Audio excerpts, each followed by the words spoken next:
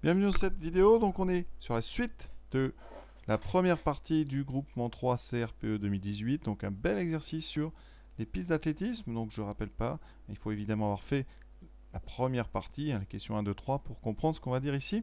Alors, on nous parle de décalage, donc vous avez bien compris, ici, on se place donc sur le couloir 6. Alors qu'est-ce qui se passe sur le couloir 6? On va tout de suite résumer.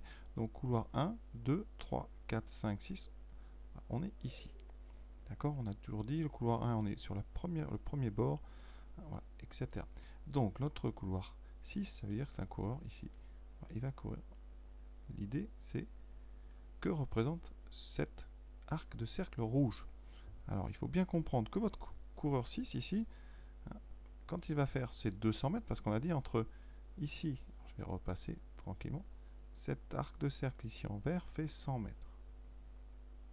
Vous arrivez ici devant la ligne droite et après il reste 100 mètres à faire. Pour tous les coureurs, cette partie ici, ici c'est la même. La différence va venir des arcs de cercle. Le premier arc de cercle que j'ai fait 100 mètres. Il faudrait donc pour notre coureur 6, donc 1, 2, 3, 4, 5, 6, ici il faut réussir à faire un arc qui ferait 100 mètres. Le problème c'est comme on est sur un cercle de plus grand rayon, vous avez bien compris qu'on n'ira pas jusqu'au bout. Parce que si je vais jusqu'au bout, j'aurai beaucoup plus que 100 mètres. Et donc c'est ce décalage en rouge ici qu'on va calculer. Normalement, mon arc de cercle rose ici fait 100 mètres. Et on va donc mesurer le décalage par rapport à la ligne de départ ici, donc l'arc de cercle ici rouge. Comment faire? Eh bien, on va tout simplement calculer la longueur d'un demi-cercle de rayon, le rayon qui correspond au 6e couloir. Alors, là c'est important. On a dit qu'il y a 1,22 entre deux traits. Donc votre coureur numéro 1 il est là, le coureur numéro 2 sera donc 1,22 plus loin. Donc le coureur numéro 6, alors je vais faire un dessin pour bien vous comprendre, il est où? Donc trait numéro 1, trait numéro 2, 3, 4, 5, 6. Donc vous avez des interstices ici qui mesurent chacun 1,22. Vous en aurez 1, 2, 3, 4, 5. Ça veut dire que le rayon du cercle numéro 6, eh bien c'est le rayon du cercle numéro 1, donc rayon numéro 1, plus 5 fois 1,22, et non pas 6 fois 1,22. Vous faites très attention.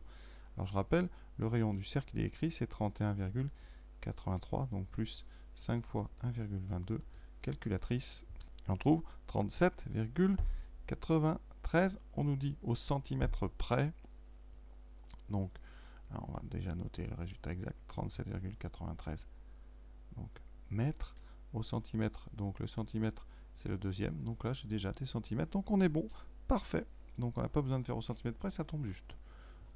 On dira que ça c'est pour notre rayon. Alors ce qui ne va pas tomber juste après, eh bien ça va être le calcul de l'arc de cercle. Parce que maintenant ça c'est le rayon, maintenant le demi-cercle. Donc périmètre, on va dire demi-cercle. Demi-cercle numéro 6.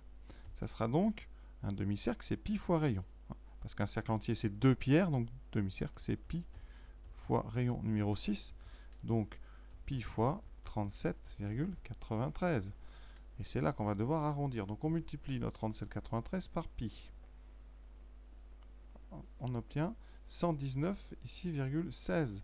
On arrondit au centimètre, on a dit, donc on va garder deux chiffres en arrondissant proprement 119, ici ça finit par ouais, donc 16. Ça veut dire que votre arc vu rose ici plus rouge, ça fait 119,16. Donc ça veut dire que le décalage, c'est 100 qu'on enlève à 119, donc c'est 119,16 moins 100, c'est donc égal à 19,16 mètres. On est bien au centimètre près. Voilà le décalage. Calculez maintenant la mesure de l'angle alpha. Alors l'angle alpha, je vais vous le dessiner, c'est l'angle AOP. Donc ici, vous avez donc O, P et A, c'est le point de départ de notre sixième coureur. C'est écrit dans le texte. Donc voilà. Qu'est-ce qu'on vient de faire nous? On vient de mesurer la longueur de cet arc qui fait 19,16. On sait aussi que l'arc qui fait le demi-tour, donc on sait que 180 degrés, ça va nous donner un arc de 119,16. Et vous voulez savoir quelle est la mesure d'angle qui correspond à 19,16. On est dans une situation de proportionnalité. Vous savez que la longueur d'un arc est proportionnelle à l'angle. Longueur d'arc et angle sont proportionnels. C'est très important, et comme on est dans une situation de proportionnalité, eh bien, on a le droit d'utiliser la règle de 3. Donc ici, ça veut dire que l'angle alpha, ça sera donc 180 fois 19,16 sur 119,16. Et vous voyez qu'à la calculatrice, je trouve, alors on arrondit, je crois, au degré, en fait, voir. Donc ici, on ne demande pas d'arrondir. Si, au dixième de degré, hein, c'est marqué, vous voyez, en bas. Donc dixième de degré, donc ici, je vais garder 28. Donc 28,9, puisque ça finit par 94. Voilà, 28,9 degrés. Ensuite, on nous donne une courbe de fonction qui permet de déterminer la valeur de l'angle alpha en fonction du numéro du couloir n. Nous ici, hein, on vient de trouver 28,9 pour le couloir, 28,9 degrés pour le couloir numéro 6. Donc on va vérifier est-ce qu'on a fait n'importe quoi ou pas, hein, ça peut nous aider. Donc ici, on est couloir numéro 6 par exemple, vous voyez. Hop, on regarde le point qui correspond est ici. On l'envoie ici sur l'axe horizontal et on est bien ici, vous voyez, autour de 28, 29. Donc ça, c'est très très rassurant quand on est dans cette situation. Alors, la question, c'est pas celle-là. La question, c'est y a-t-il proportionnalité entre le numéro du couloir et la valeur de alpha? Alors, la réponse est assez simple. Quand on a situation de proportionnalité, sur le graphique, on doit obtenir une droite. Ici, vous voyez, j'ai relié les premiers points et je ne trouve pas du tout que les autres sont alignés avec ces deux premiers points. Donc, s'il y avait proportionnalité, on aurait une courbe droite, on aurait une courbe de fonction, une courbe donc droite. Or, elle n'est pas droite, donc il n'y a pas proportionnalité. Donc proportionnalité, c'est relié donc déjà à des courbes qui sont des droites. Hein.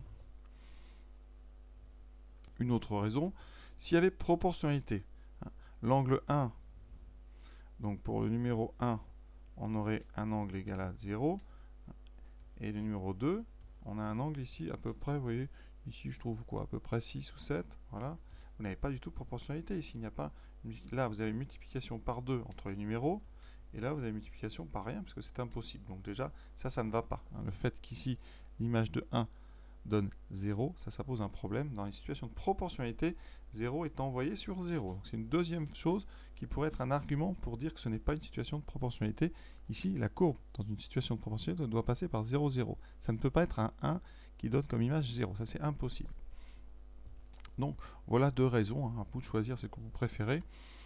Donc, soit vous dites que la courbe devrait être droite alors qu'elle n'est pas. Vous voyez, la courbe a tendance à s'écraser un petit peu, là, à s'aplatir avec le temps ici. Si on la poursuit, d'ailleurs, vous voyez, elle va voilà, plutôt comme ceci. Donc, ce n'est pas une droite. Ou alors, hein, vous prenez comme l'image de 1, c'est 0, ça pose un gros problème de proportionnalité. Ensuite, question D. Par lecture graphique, donne un encadrement d'amplitude 2 degrés de la valeur de l'angle pour le couloir 3. Donc ici, alors j'ai effacé mon trait qui me gêne, hein, il n'y a plus d'intérêt. Voilà, et j'efface ceci. Donc, notre couloir numéro 3, il correspond donc au numéro 3. Donc, on va aller regarder le point qui correspond. Donc le point qui correspond, c'est lui. D'accord. On va l'envoyer horizontalement. Donc là, vous prenez normalement une règle, une équerre, pour faire ça bien. Et on tombe ici, vous voyez, on tombe voilà, entre les deux, on va dire à peu près au milieu.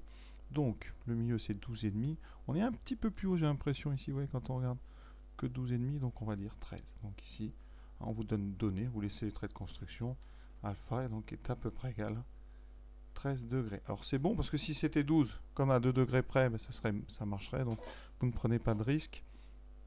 Alors si vous voulez, vous pouvez aussi donner... Alors on donne, pardon, j'avais pas bien lu la question, on demande un encadrement.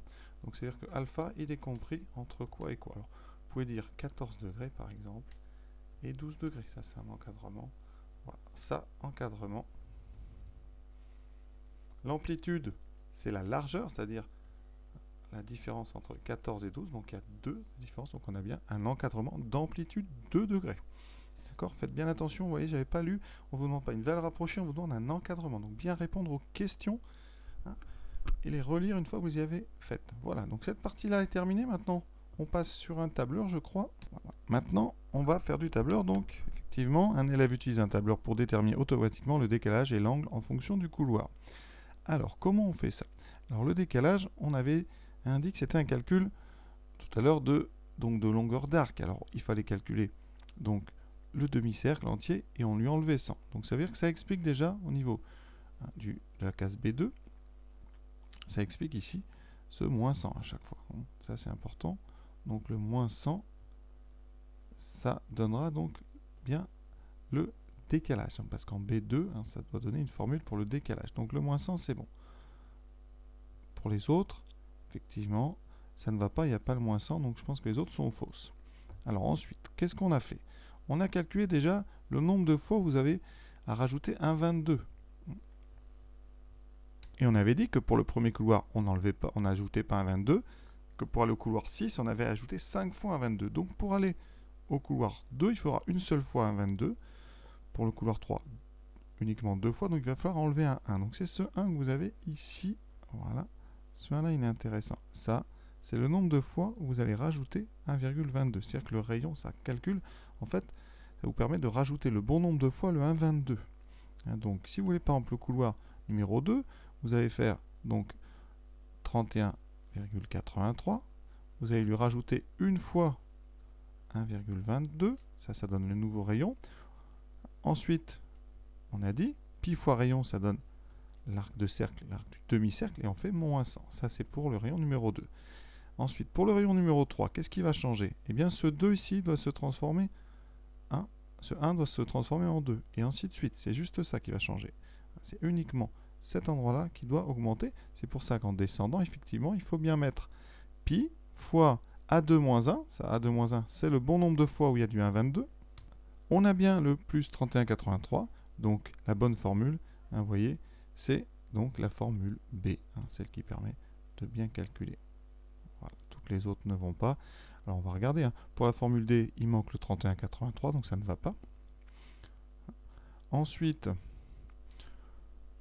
pour la formule F, ça n'a pas l'air d'aller du tout. Alors, il y en a peut-être d'autres qui, en se développant, vont donner la bonne réponse.